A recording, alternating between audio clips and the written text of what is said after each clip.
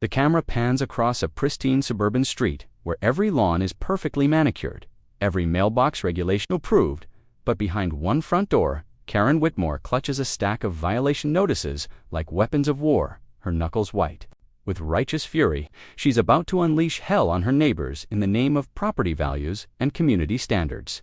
What she doesn't know is that her next target isn't just breaking HOA rules, they're hiding something that will bring federal agents to her doorstep and turn her perfect neighborhood into a crime scene. When Karen decides to wage war on the wrong house, she's about to discover that some battles destroy everything you thought you were fighting for.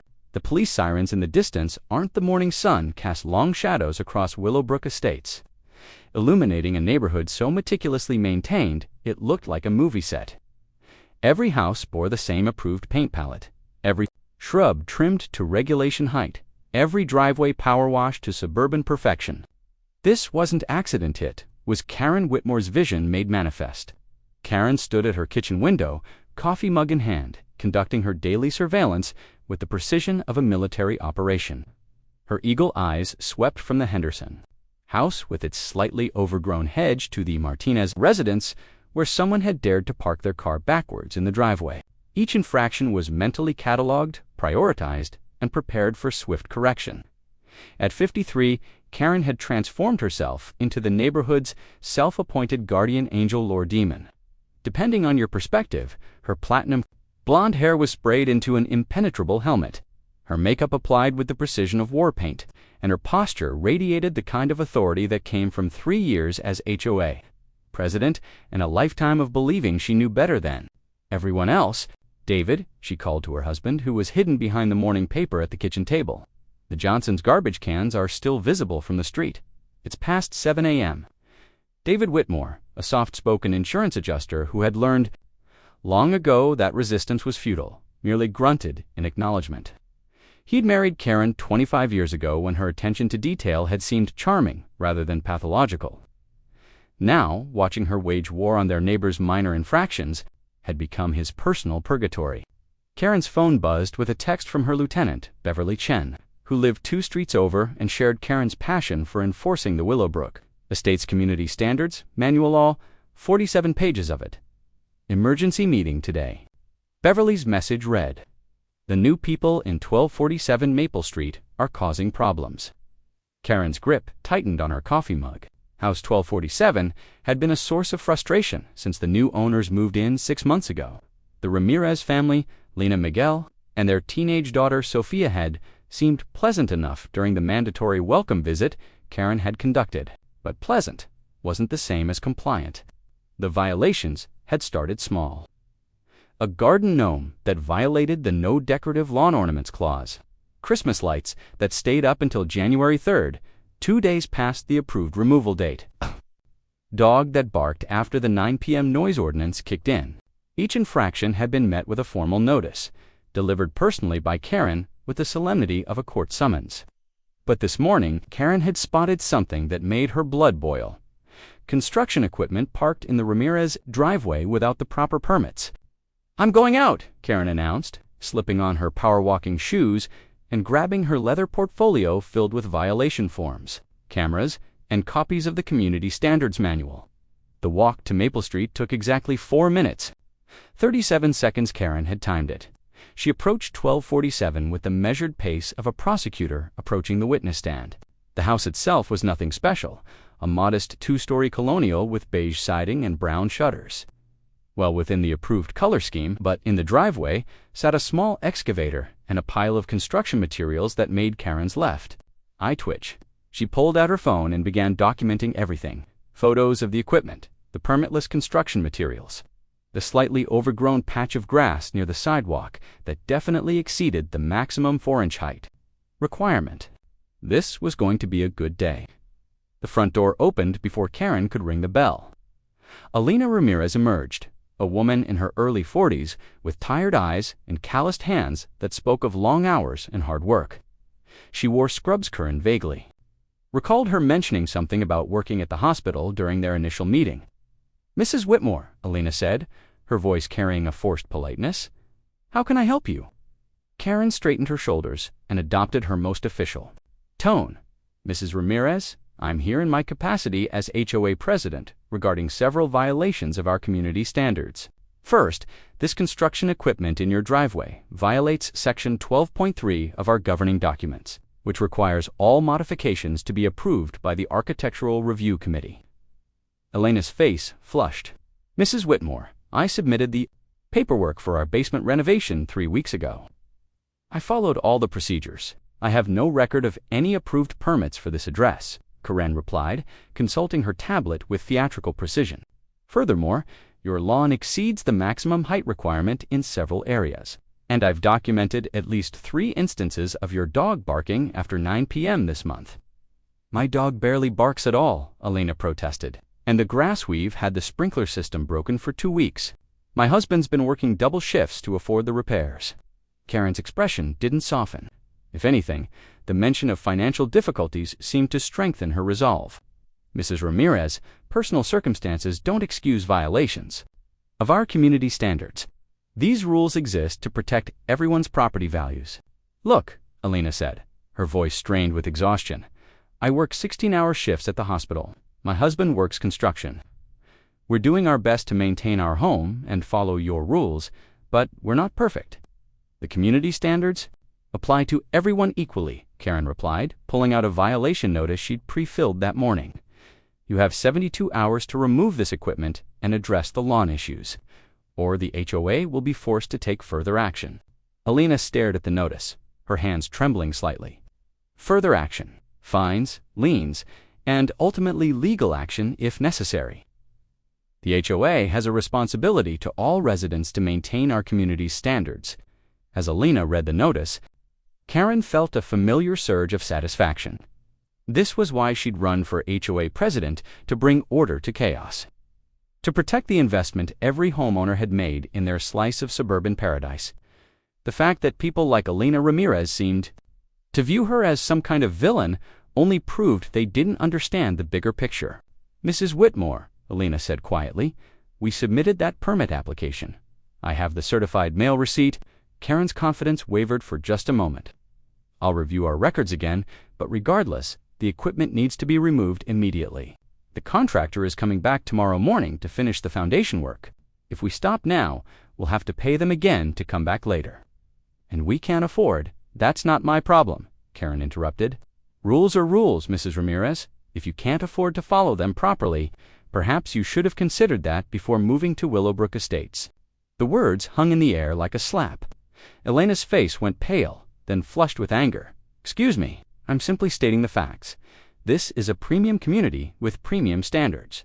If residents can't maintain those standards, it affects everyone. Elena stepped closer, her voice dropping to a dangerous whisper. Lady, I've been working my ass off to save lives at the hospital, while you've been playing neighborhood dictator. I followed every single one of your ridiculous rules, submitted every form, paid every fee. But apparently, that's not enough for you. Karen felt a thrill of vindication. Finally, the mask was slipping. Mrs. Ramirez, I'm going to have to ask you to calm down. Threatening behavior is also a violation of our community standards. Threatening? Elena's voice cracked. I'm not threatening anyone. I'm trying to understand why you're making my life hell when I've done nothing wrong. You've violated multiple community standards, Karen replied, her voice rising. And now you're becoming belligerent. I think it's time I reviewed your application materials more carefully. The threat was clear, and Elena recognized it. Karen was implying she might challenge the family's right to live in the neighborhood altogether. It was a nuclear option, one that Karen had never actually used, but kept in her arsenal for situations exactly like this. You want to play hardball? Elena said, her voice steady despite the tears forming in her eyes. Fine, but you better make sure you're following all the rules yourself. Karen, because I'm going to be watching you just as closely as you watch everyone else. Karen felt a moment of unease at the intensity in Elena's voice, but she quickly dismissed it. What could this woman possibly do? She was just another resident trying to dodge accountability for her violations. Mrs. Ramirez, I think we're done here. You have your notice. 72 hours. Karen turned on her heel and walked away, already mentally composing the incident report she'd The next morning brought unseasonably warm weather that had Karen up early, watering her prized rose bushes before the sun could damage their perfect blooms. She moved through her morning routine with the precision of a Swiss watch. Coffee at 6:15. Surveillance from 6:30 to 7 o'clock. Power walk at 7:15. Today's mission was simple, but crucial: document every possible violation at the Ramirez property to build an airtight case for their removal from the neighborhood. As she approached 1247 Maple Street, Karen noticed something that made her pulse quicken with anticipation. The construction equipment was still there, now accompanied by what appeared to be surveying equipment. Elena Ramirez was standing in her driveway, speaking quietly with two men in dark suits who definitely weren't contractors. Karen ducked behind the Hendersons' perfectly trimmed hedge, pulling out her phone to record what she was certain would be evidence of some kind of illegal activity. The men looked official government, maybe code enforcement. This was perfect. Elena had clearly been caught red-handed, violating some serious regulations. Mrs. Ramirez, she heard one of the men say, "We appreciate your cooperation with the investigation. The excavation should be complete by this afternoon." Investigation? Karen's mind raced. What kind of investigation required excavation? Maybe Elena had been hiding something in her backyard. Maybe she'd been running some kind of illegal business from her home. This was exactly the kind of evidence Karen needed to prove that the Ramirez family didn't belong in Willowbrook Estates. "I just want this over with," Elena replied, her voice barely audible. "My daughter's been asking questions about all the activity. We understand. Once we've recovered the evidence, you and your family will be able to move forward with your lives' evidence." Karen's excitement mounted. This was better than she'd hoped. Elena Ramirez was clearly involved in something criminal, and Karen was witnessing the investigation firsthand. She'd be the star witness when the HOA board reviewed the case for Elena's removal. As the men in suits walked away, Karen emerged. From her hiding spot with the confidence of someone who'd just struck gold, she marched up to Elena's driveway, her violation notice ready. "Mrs. Ramirez," Karen called out, her voice carrying the authority of someone who believed she'd caught a criminal. "I see you're still in violation of our community standards, and now it appears you're involved in some kind of investigation." Elena turned, her face pale but resolved. "Mrs. Whitmore, I need you to stay away from my property. This is a public sidewalk," Karen replied, stepping closer. "And as HOA president, I have a responsibility to investigate activities that might affect our community's reputation."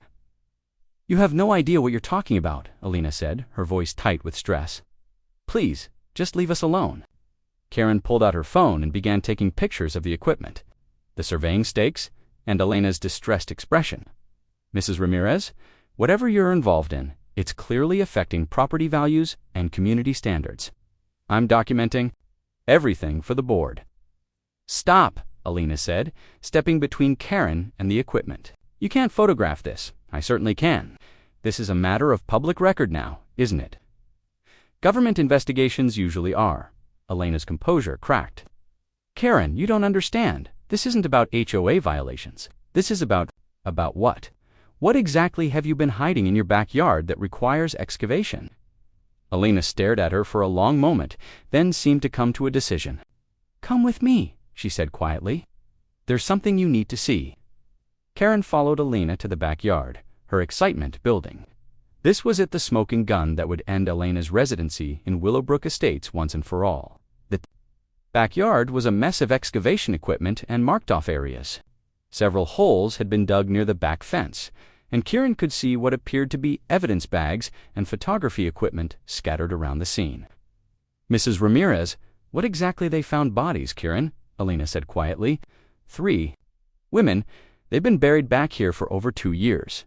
Karen's camera phone slipped from her suddenly nerveless fingers. "Body!" The previous owners of this house were part of a human trafficking ring. They used the basement as a holding facility and buried the victims back here when they were done with them. The world seemed to tilt on its axis. Karen gripped the fence, posed to steady herself. That's impossible. The previous owners were the Clarks, Bob and Janet Clark. They were model residents. The Clarks were using fake identities, Elena continued, her voice hollow. The FBI has been investigating for months. Karen's mind reeled. Multiple houses? Which houses? Elena met her eyes with a look of profound sadness. That's what they're still trying to figure out. The investigation is ongoing. But the Clarks passed their background checks. They were approved by the HOA board. They followed all the rules.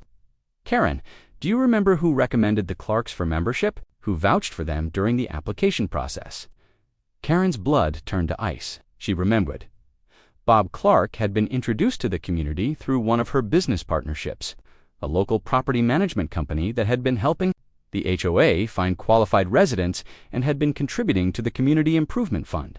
Pinnacle Properties, Karen whispered. Alina nodded. The FBI raided their offices yesterday. It turns out they were a front for the trafficking operation.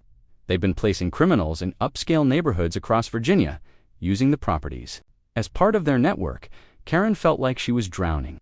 But the money they contributed thousands to our community improvements. They helped us afford the new playground, the security system, the landscaping, blood money, Karen, all of it. The implications hit Karen like a physical blow.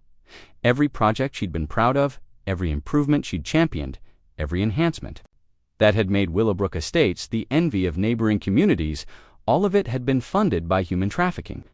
This can't be happening, Karen said, her voice barely a whisper. I had no idea. I was just trying to improve our community. I know, Alina said gently, but Karen, there's more. The FBI wants to talk to you. They need to understand how the financial arrangements worked, who approved the partnerships, who had access to the funds. Karen's legs gave out. She sank onto Elena's back porch steps, her perfect world crumbling around her. They think I'm involved. They think you might have information that could help them trace the money and identify other compromised properties. I kept meticulous records, Karen said numbly. Every transaction, every contract, every payment. I was so proud of my organizational skills. Those records might be the key to shutting down the entire operation, Alina said. Karen, you could help save lives. But Karen wasn't thinking about saving lives. She was thinking about her reputation, her standing in the community, her perfect record as HOA president. She was thinking about how this would look to the neighbors who'd trusted her to protect their investments. No, she said, standing up. Abruptly, no, this is wrong. You're lying. The Clarks were good people. Pinnacle Properties was legitimate. I did background checks. I verified references. I followed all the procedures. Elena's expression hardened. Karen, I work in the emergency room. I've treated some of these women. I've seen what these animals do to them. 3 of them died in my arms because they were too scared to seek help sooner. That's not my fault, Karen said, her voice rising. I didn't know. I was just trying to maintain community standards. But you can help catch the people who did this. You can help make sure it never happens again. Karen backed away, shaking her head. I need to think. I need to review my records. I need to, Mrs. Whitmore. Karen spun around to find 2 FBI agents standing at the gate to Elena's backyard. The same men she'd seen earlier, now looking at her with the kind of professional interest that made her skin crawl. I'm Agent Morrison, the taller one said, showing his badge. This is Agent Chen. We'd like to speak with you about your role as HOA president and your relationship with Pinnacle Properties. Karen's mouth went dry. I was just leaving. Actually, we were hoping you could spare a few minutes. We have some questions about the financial records and approval processes for the Willowbrook Estates HOA. Karen looked at Alina, who nodded encouragingly. They're trying to help Karen. Just tell them the truth. But Karen's mind was spinning with calculations. If she cooperated, if she turned over her records, if she admitted to the financial arrangements with Pinnacle Properties, what would happen to her? What would happen to her reputation, her marriage, her life? I think I need to speak with a lawyer, she said. Agent Morrison's expression didn't change. That's certainly your right, Mrs. Whitmore. But I should mention that we've already obtained warrants for the HOA's financial records. We're hoping you can help us understand the context. Warrants. We executed them this morning. We've seized the HOA's bank records, contracts, and correspondence files. We're particularly interested in understanding how the partnership with Pinnacle Properties was structured and who had authority to approve their payments. Karen felt the walls closing in. Every instinct told her to run, to hide, to deny everything. But 20 minutes into Karen's interview with the FBI agents, her phone rang. David's name appeared on the screen, and Agent Morrison gestured for her to answer. "Hi, honey," Karen said, trying to sound normal despite the circumstances. "I'm just talking to some investigators about Karen." David's voice was tight with panic. "There are federal agents in our house. They have a search warrant. They're going through everything: our computers, our files, our bank records. They're asking about money, Karen, a lot of money." Karen's blood turned to ice. "What money?" "They're asking about deposits into our personal accounts. Large deposits. They have records going back 3 years. Karen, what the hell's going on?" Agent Morrison was watching Karen's face carefully, noting every micro-experiment. "Mrs. Whitmore, would you like to continue this conversation at our field office?" "It might be more comfortable," Karen's mind raced. Personal deposits. She'd never taken any money for herself. Every payment from Pinnacle Properties had gone directly to the HOA. Accounts for community improvements, she'd been meticulous about that. "I need to go home," she said, standing abruptly. "My husband doesn't understand what's happening. Actually," Agent Chen said, "we'd prefer if you stayed here for a few more minutes. We have some documents we'd like you to review." Agent Morrison opened his tablet and showed Karen a series of bank statements. "These are from your personal checking account, Mrs. Whitmore. Can you explain these monthly deposits of $2,500 from Pinnacle Properties?" Karen stared at the screen, her mouth opening and closing like a fish. The deposits were real: her name, her account number, her signature on the deposit slips, but she had no memory of making them. I never deposited any money from Pinnacle Properties into my personal account. Every payment went to the HOA. These records suggest otherwise," Agent Morrison said. "In fact, our forensic accountants have identified over $90,000 in payments made directly to you over the past 3 years. "That's impossible," Karen whispered. "I would never steal from the HOA. I would never, Mrs. Whitmore," Agent Chen interrupted. "We're not suggesting you stole from the HOA. We're suggesting you were paid to facilitate certain ... arrangements." Alina had been listening to the conversation with growing horror. She stepped forward. "Karen, what arrangements? What did you do?" Karen looked at Alina, then back at the agents, her face pale with confusion and fear. "I don't know what you're talking about. I approved the Pinnacle Properties partnership because they were contributing to our community improvements. I never took any personal payments." Agent Morrison showed her another document. "This is a contract between you and Pinnacle Properties signed 18 months ago. It outlines your compensation for consulting services related to resident screening and property management." Karen stared at the document. It was her signature, but she had no memory of signing it. The letterhead was official, the language was complex, and buried in the middle of the contract was a clause about monthly consulting fees. "I don't remember signing this," she said. "You signed it at the Pinnacle Properties office on March 15, 2023, Agent Chen said. "Our investigation shows you met with Robert Clark and Marcus Webb, the company's director of operations." The name Webb hit Karen like a physical blow. She remembered the meeting, a routine discussion about expanding the partnership to include other neighborhood services. Webb had been charming, professional, and had praised her organizational skills extensively. She'd been flattered by his attention. "He said it was just a formality," Karen said slowly. "He said the contract was to protect both parties if the partnership expanded.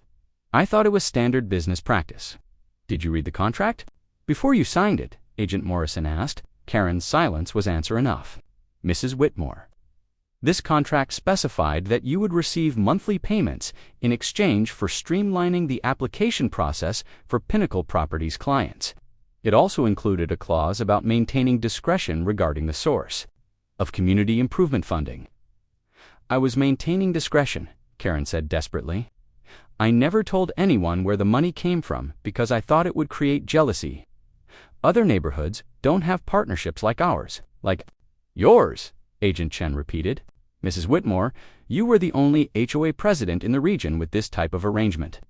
Pinnacle Properties specifically sought you out because of your reputation for maintaining control over your community." The words hit Karen like a slap. Her reputation, her control, everything she'd been proud of had made her the perfect target for criminal manipulation. "They used me," she said, the realization finally sinking in. "Yes," Agent Morrison said. "But the question is, how?" much did you know about what you were being used for? Karen's phone rang again. This time it was Beverly Chen, her HOA lieutenant. Karen looked at the agents, who nodded for her to answer. Karen, what's going on? Beverly's voice was shrill with panic. There are FBI agents at the community center. They're asking about you, about the HOA finances, about Pinnacle properties. They want to know if I helped you cover up anything. Cover up what? Karen asked. They're asking about the application reviews. They want to know if you told me to skip background checks for certain applicants. They have emails, Karen, emails between you and someone named Webb about expediting the process for preferred clients. Karen's world tilted. She remembered the emails brief, professional exchanges about streamlining the approval process for Pinnacle Properties clients. She'd thought she was being efficient, not criminal. Beverly, I never told you to skip background checks, but you told me that certain applicants were pre-approved through Pinnacle Properties. You said they'd already been screened and that we could fast-track them through the process. The agents were watching Karen's face intently. Agent Morrison made a note on his tablet. Karen, Beverly continued, they're asking about the Clarks, the Hendersons, the Martinellis, the Wongs. They're asking about all the residents who came through Pinnacle Properties. They want to know if I knew they were criminals. Karen felt like she was drowning. How many residents came through Pinnacle Properties? 18 families over 3 years, Agent Chen said. 14 of them were using false identities. 6 of the properties were used as safe houses for trafficking operations. 2 were used for money laundering. 1 was used as a storage facility for drugs and weapons. That's impossible, Karen whispered. I approved all those families personally. I interviewed them. I reviewed their applications. You interviewed people who were trained to pass those interviews, Agent Morrison said, and you reviewed applications that were carefully crafted to meet your community's requirements. Alina stepped forward. Karen, what did these people tell you about their backgrounds? Karen's mind raced through the memories. Bob Clark had been a retired insurance executive with excellent references. The Hendersons had been a young couple with stable jobs and no children. The Martinellis had been empty nesters looking for a quiet community. They seemed perfect, Karen said. They all seemed like exactly the kind of residents we wanted, because they were trained to seem that way, Agent Chen said. The trafficking organization studied your community standards manual. They knew exactly what you were looking for and created fake identities that matched those requirements. But I verified their references. I called their employers. You called phone numbers that were answered by other members of the organization, Agent Morrison said. Mrs. Whitmore, you were the victim of a sophisticated operation designed to exploit your desire to maintain control over your community. Karen felt a flicker of hope. Victim. They were calling her a victim. However, Agent Chen continued, our investigation has revealed that you received substantial payments for your cooperation. Whether you understood the full scope of what you were participating in, you were complicit in facilitating criminal activity. The hope died as quickly as it had appeared. I want a lawyer, Karen said quietly. That's your right, Agent Morrison said. But before we go down that path, there's something else you need to know. He showed her another document on his tablet. It was a bank statement, but not from any account Karen recognized. This is an account that was opened in your name at First National Bank in Richmond. It contains $347,000 in deposits from various sources connected to the trafficking operation. Karen stared at the statement. Her name, her social security number, her signature on the signature card. But she'd never opened an account at First National Bank. I've never seen this before in my life, she said. The account was opened using your identity, but the deposits were made by other people. Our investigation suggests this was set up as insurance, a way to implicate you if the operation was discovered. They were framing me. Among other things, yes, the organization was very careful to create multiple layers of culpability. If one layer was exposed, they had others to fall back on. Karen looked at Alina, who was watching her with a mixture of pity and disgust. Alina, you have to believe me. I didn't know. I thought I was helping our community. I believe you. Didn't know about the trafficking, Alina said quietly. But Karen, you took money. You cut corners on background checks. You put all of our families at risk because you wanted to be the perfect HOA presider. The FBI field office in Richmond felt like a different planet from the manicured streets of Willowbrook Estates. Karen sat in an interrogation room that smelled of industrial disinfectant and desperation. Her designer clothes wrinkled and her carefully styled hair beginning to fall apart. The handcuffs had been removed, but the weight of what was happening pressed down on her like a physical force. Agent Morrison sat across from her, a stack of files growing larger by the hour as more evidence was delivered to the room. Lawyer, a tired-looking public defender named James Riley, sat beside her taking notes and occasionally whispering advice that seemed increasingly irrelevant as the scope of the case became clear. Mrs. Whitmore, Agent Morrison began, "We've recovered the bodies of 5 more victims from other properties in your neighborhood. That brings the total to 8 confirmed murders connected to the trafficking ring that operated under your watch." Karen closed her eyes. 8 women, 8 human beings who might still be alive if she'd done her job properly, if she'd asked the right questions, if she'd prioritized safety over aesthetics. We've also identified 12 other victims who survived but were held in various Willowbrook Estates properties over the past 3 years. Several of them have agreed to testify about their experiences. Agent Morrison opened one of the files and pulled out a photograph. It showed a young woman, maybe 20, with hollow eyes and visible bruises. "This is Maria Santos. She was held in the basement of 1425 Maple Street, the Henderson house, for 6 weeks. She was forced into prostitution and beaten regularly. She escaped when the FBI raided the property last month." Karen stared at the photograph, her stomach churning. The Henderson house was 3 doors down from her own home. She'd walked past it every morning during her surveillance rounds. She'd praised Janet Henderson's garden at the spring HOA meeting.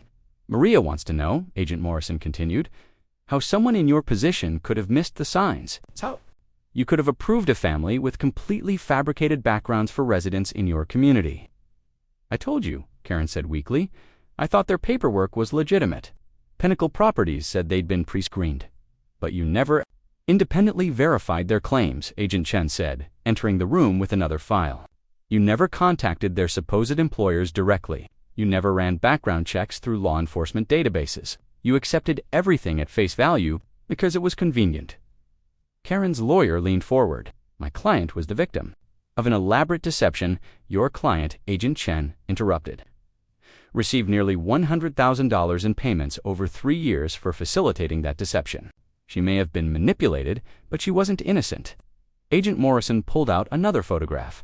This one showed a teenage girl, younger than Maria, with kind eyes and a shy smile.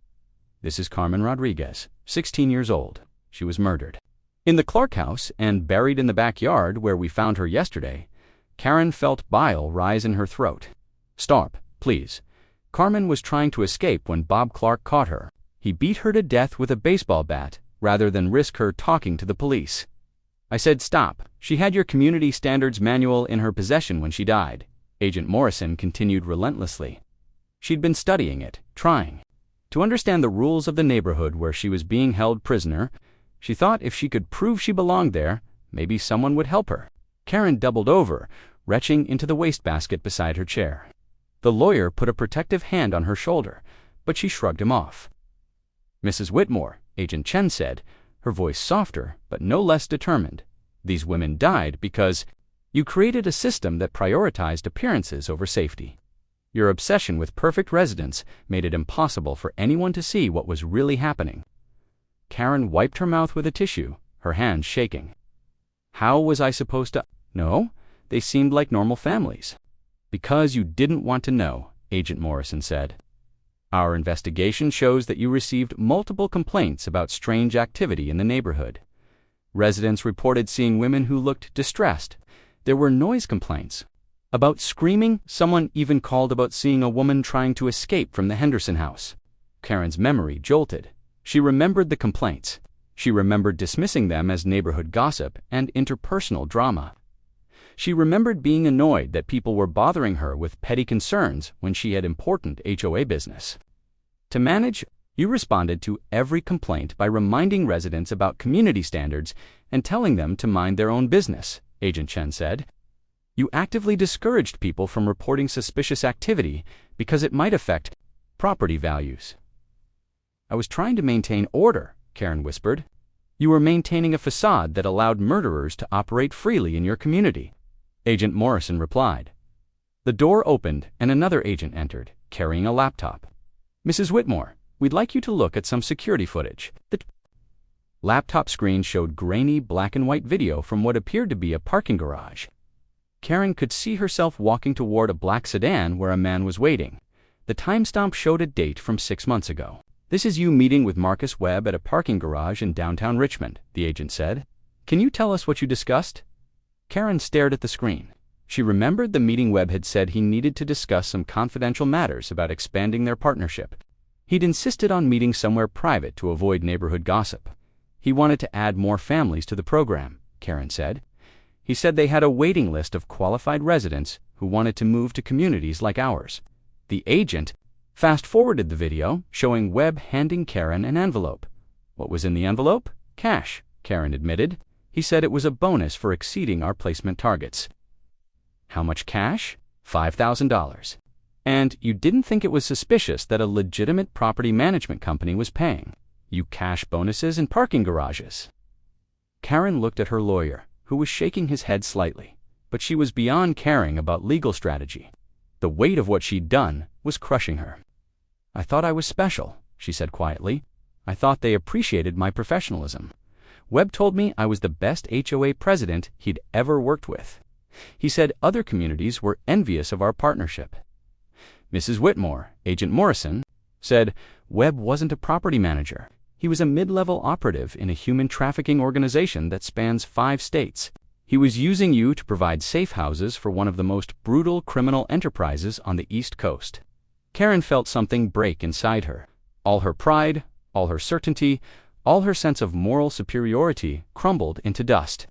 She'd been so focused on enforcing her rules that she'd ignored the most important rule of all, protecting the innocent. Alina Ramirez tried to tell you, Agent Chen said. She tried to report suspicious activity multiple times, but you were so determined to get rid of her that you ignored everything she said. Karen remembered Elena's attempts to discuss her concerns about some of the neighbors. Karen had dismissed her as a troublemaker who was trying to deflect attention. From her own violations, she knew something was wrong, Karen said. She's a trauma nurse, Agent Morrison replied. She recognized the signs of abuse and trafficking. She'd been trying to get someone in authority to pay attention for months. Why didn't she call the police directly? She did, but the local police had been told by community leaders you thought the neighborhood complaints were just petty disputes between residents. Her reports were filed as low-priority domestic issues. Karen realized with growing horror that she'd not only facilitated the trafficking operation, she'd actively prevented it from being discovered. Every time she'd dismissed a complaint, every time she'd told residents to mind their own business, every time she'd prioritized community image over community safety. She'd been protecting the criminals who were using her neighborhood as their base of operations. I want to make this right, she said suddenly. Tell me what you need. I'll testify against Webb, against Pinnacle Properties, against anyone involved. I'll tell the victims' families what happened. I'll do whatever it takes. Agent Morrison exchanged a look with Agent Chen. Mrs. Whitmore, we appreciate your willingness to cooperate. But you need to understand cooperation doesn't erase what happened. It doesn't bring back the women who died. It doesn't undo the trauma inflicted on the survivors. I know, Karen said, tears streaming down her face, but I have to try. There's something else, Agent Chen said. The investigation has revealed that the trafficking operation is much larger than we initially thought. Willowbrook Estates was just one of dozens of communities they've infiltrated across the region. Karen looked up dozens, using the same model everywhere. Find ambitious, image-conscious community leaders, offer them money and recognition for streamlining their approval processes. Create a network of safe houses in upscale neighborhoods where no one asks questions. How many other people like me are there? We've identified 43 HOA presidents, community managers, and local officials who received payments from the organization. Some of them knew exactly what they were facilitating. Others, like you, were manipulated into compliance. The community center in downtown Richmond wasn't much to look at: faded linoleum floors, fluorescent lighting that flickered occasionally, and the persistent smell of industrial coffee that had been brewing too long. But to the women gathered, in the circle of mismatched chairs, it was sanctuary. Karen Whitmore, though, she'd legally changed her name back to her maiden name, Patterson, years ago, sat quietly as Maria Santos finished sharing her story. Maria was 35 now, a survivor who'd transformed her trauma into purpose by becoming an advocate for trafficking victims. She ran the support group that met here every Tuesday evening, and she'd been the one to reach out to Karen 6 months after her release from federal prison. "Thank you, Maria," Karen said softly when Maria finished speaking. "Who else would like to share tonight?" A young woman named Jasmine raised her hand tentatively. She was new to the group, still jumpy and suspicious of anyone who looked too official or asked too many questions. I don't know where to start." "Start wherever feels right," Karen said. "There's no wrong way to tell your story." As Jasmine began to speak haltingly at first, then with growing confidence, Karen reflected on the journey that had brought her here. Prison had been brutal, especially for someone who'd lived her entire adult life believing she was better than everyone around her. The other inmates hadn't cared about her suburban credentials or her organizational skills. They'd seen her for what she was, a privileged woman who'd enabled monsters. Because she'd been too proud and greedy to ask hard questions. The first year had been the worst.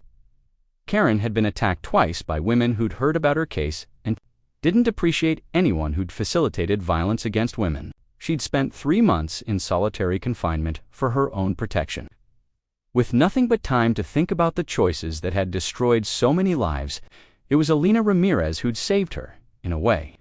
Alina had started writing to Karen in prison, not to offer comfort or absolution, but to keep her connected to the reality of what her actions had caused. Elena's letters described the ongoing trauma of the survivors, the families left behind by the murdered women, and the slow work of rebuilding trust in communities that had been violated by trafficking operations. At first, Karen had resented the letters. She was already drowning in guilt and shame. Why did Alina feel the need to pile on more? But gradually she began to understand that Alina wasn't being cruel. She was being honest. And honesty, Karen realized, was something she'd spent most of her life avoiding. The turning point came in her 3rd year of imprisonment, when Karen was assigned to work in the prison library. She began reading everything she could find about human trafficking, about the psychology of compliance, about how ordinary people became complicit in extraordinary evil. She read the testimonies of survivors, the case studies of other enablers, and the academic research on how criminal organizations exploited community leaders. Slowly, painfully, Karen began to understand.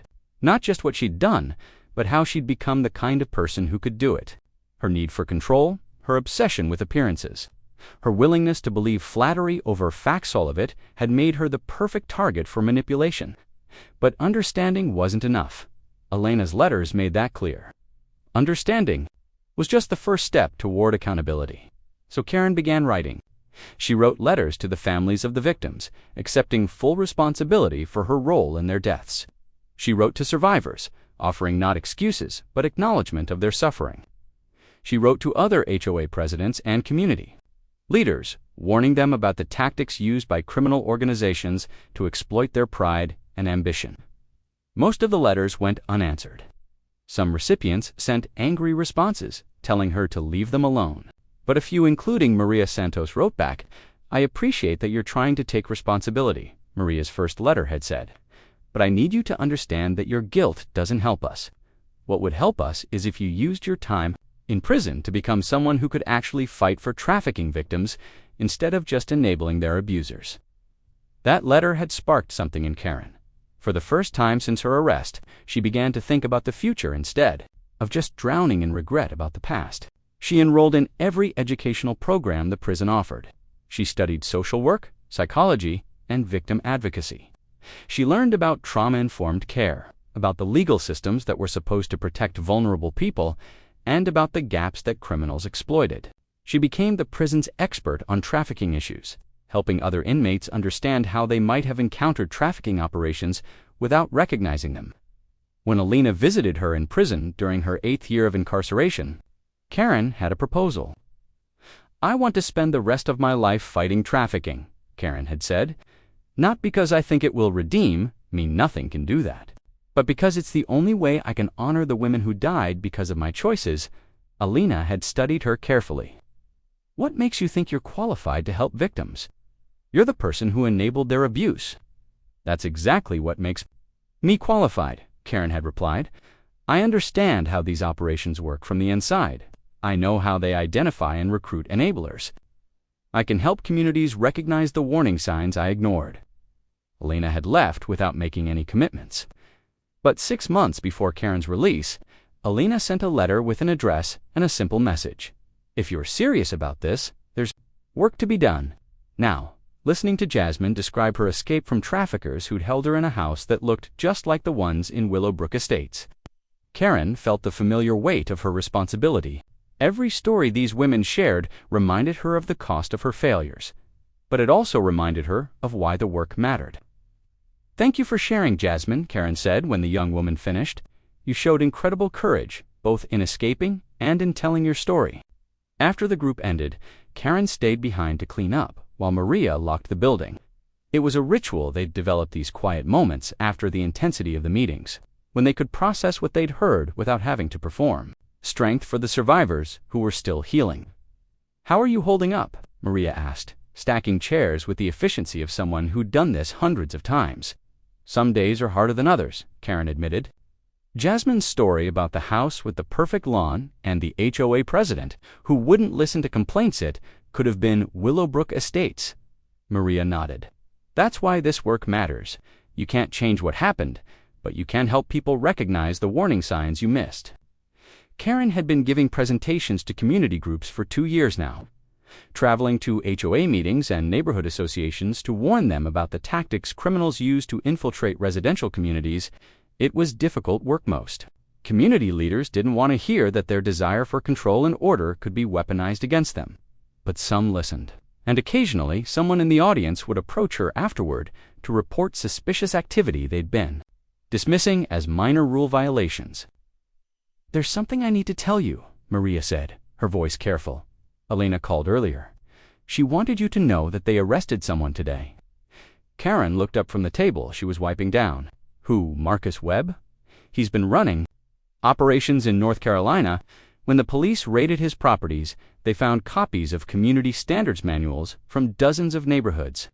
Your old Willowbrook manual was one of them. Karen felt a familiar chill. Even 15 years later, the manual she'd written was still being used as a template for criminal infiltration. How many victims? They're still counting. At least 20 women. All of them held in houses that met the community standards requirements. Karen sank into one of the chairs she'd just stacked. After all these years, after all the work she'd done to try to make amends, her creation was still being used to harm people. Karen, Maria said gently, this isn't your fault. Webb would have found another manual, another template. He's been doing this for decades, but he didn't need to find another template. He had mine. Maria sat down beside her. And because he had yours, because we know exactly how he's operating, the FBI was able to predict his methods and catch him faster. Your work, the presentations, the warnings, the profiles you've developed of how these operations function helped them build their case. Karen looked at Maria, this woman who'd survived horrors that Karen had helped enable, who'd somehow found the grace to work alongside her for justice rather than revenge. Sometimes I wonder if I'm just trying to make myself feel better, Karen said. If all this work is really about helping victims, or if it's just another way for me to be the center of attention. You want to know the difference? Maria asked. When you first got out of prison, you wanted to tell your story. You wanted people to understand how you'd been manipulated and deceived. You wanted sympathy. Karen nodded. She remembered those first months of freedom, when she'd been focused on explaining her side of things. But now, Maria continued, you listen more than you talk. You put the survivors first. You use your story not to get sympathy, but to help. People understand how criminals exploit good intentions. Karen's phone buzzed with a text message. It was from a woman.